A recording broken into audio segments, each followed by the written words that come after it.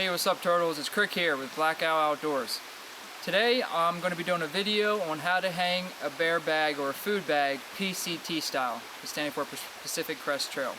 I've already done a video on using this sort of method in a different situation if you don't have a quote perfect branch to hang your food bag from or your bear bag. But this method I'm going to show that I did find a branch that will work. And the other method, you know, it was great for certain situations, but this is the easiest method, the less involved, if you will. But nonetheless, just I'm going to show you what you kind of need to get this started. To get, the cordage over the branch, you're going to need a rock, something weighted. You can put this, you can do, a bunch of smaller rocks in a bag, which will, you know, give you some weight to throw, or you can pick a rock, you know, that has some size to it. But nonetheless, you're going to need something that's weighted that you can throw over the branch. You're also going to need some type of cordage or rope that's long enough. For the task. And I don't have a piece that's long enough right now, so what I've done, let me find it, is I put a bend in it, and I'll show you real quick how to do that. But basically a bend, just, you can make pieces of string that are too small to use on their own, and you can join them together with some strength. I'll do the double. This is a sheets bend, but I'll do a double, which I believe is sometimes called the weaver's bend. But the double in it, or the weaver's bend, gives it a little bit more extra strength depending on the weight or the load it's going to be under. And if you're using just for yourself, if it's just your food bag, it's not going to weigh that much probably. But if you're doing it for a camp of, you know, a group of people, the weight might come an issue. And then the branch you choose will obviously need to be able to hold the weight of the food. You don't want, and you want to do it on a branch that's alive, not on something dead that's pulled up there, pulled down, and it's going to potentially fall and hurt you. All right, I'm going to get this attached to the rock, piece of cordage. Leave myself some working end over here. Bring this around. Do a 360 on it. Create this pivot point. Right there. Just like that. Bring it back to this side. Working end. Slide it under. Come on. Be shy. Okay.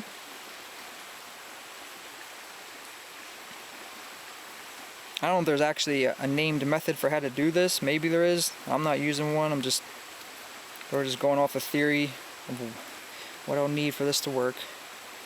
And at that point, let's put a half inch in here. All right, it's pretty secure. I'm happy with that.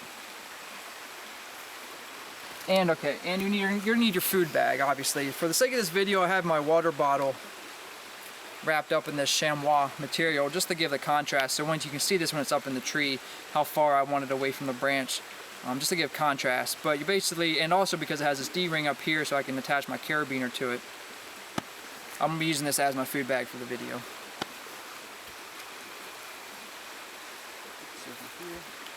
And I picked out my branch. I wanted to make sure,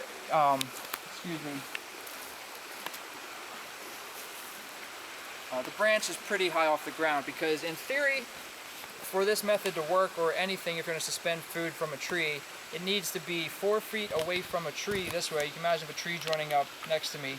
It needs to be 4 feet away from the tree here, and also hanging 4 feet down from the branch that you're suspending it over, and it also needs to be 10 feet off the ground. And by using those measurements as a general rule, you can pretty much guarantee that most animals aren't going to be able to get to your food. And at this point, I'm going to try to get this over the branch of my choosing. I sort of have my paracord laid out neat around me. It's not underneath my legs. It's not going to wrap around my foot. And I don't have this tied off, but you could tie off the other end of the piece of your cordage to a tree if you're unsure if the length might not be long enough, and it might kind of zip through over the line and might keep following if you don't have it secure. But I'm not going to do it for this video. I'm just going to hold on to it and stop it when I need to. Let's give it a shot.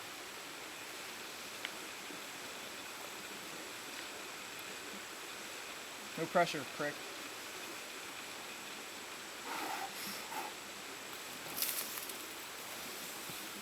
Oh yeah, money rock. Okay. You follow me up here, Stony, now? You can see what branch it went over.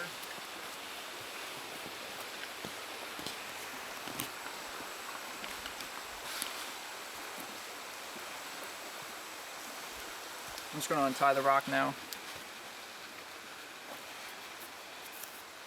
And for the sake of this video, it would be overkill to use a figure 8 knot, but I'm going to do it because I like that knot. It's easy and it's super, super strong.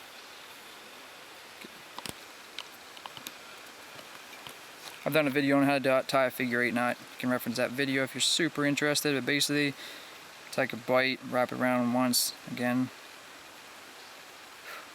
pull through, keeping it clean.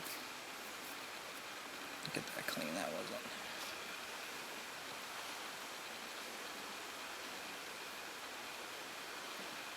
Alright, loop, carabiner, attach it to, my food bag for the video. Take my loop, go through my carabiner here, and it's created this. Imagine this is my food bag. Now if you have a cinch cord on your food bag, using a dry bag, whatever, you're going to need to find some point, some anchor to get the carabiner attached to the bag. And then at this point I'm going to grab my other end, pass this through. Now I got this suspended on the branch. I'm going to pass the other end through here, through my carabiner, like that. And I'm going to take this up to the branch.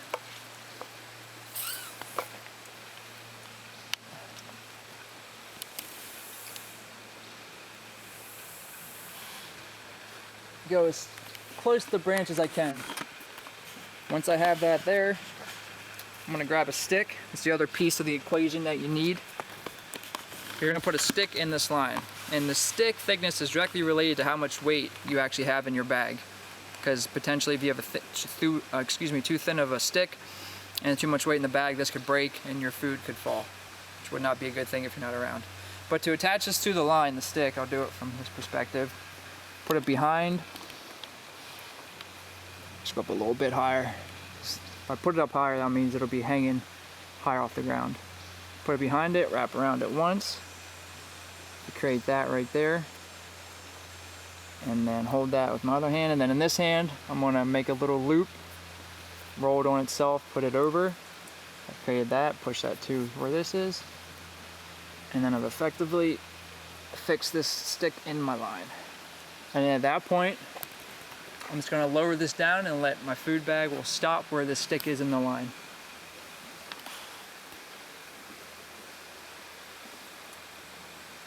And that's all there is to it. And you can see this is a pretty good height above me, standing where I am. Excuse me. I'm about 5'9" my head, so this should be 10 feet.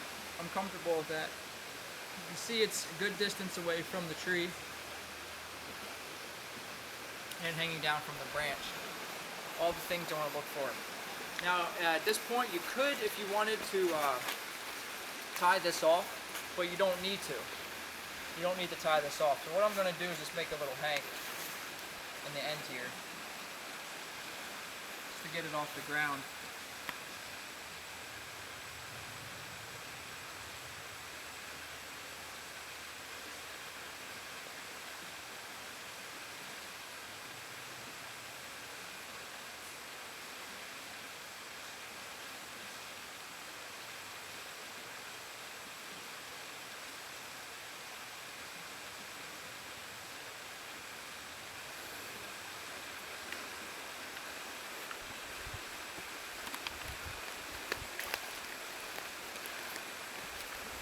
That way it's hanging not on the ground. But what's great about this method, and what's nice, is that you can see now the stick is keeping this my food at this point at a fixed location. And say I'm an animal, say I'll be a bear for now. I'll be some sort of Ursus. And I come up here. I smell some food, right? And say I do manage to get my big old bear claws on this, and I'm trying to tug at this, trying to figure it out. But when I pull on this, if an animal does figure it out, I pull on this, the food's only going to go up if it's going to do anything right now. If I say an animal does pull on this, it's only going to go up to the branch.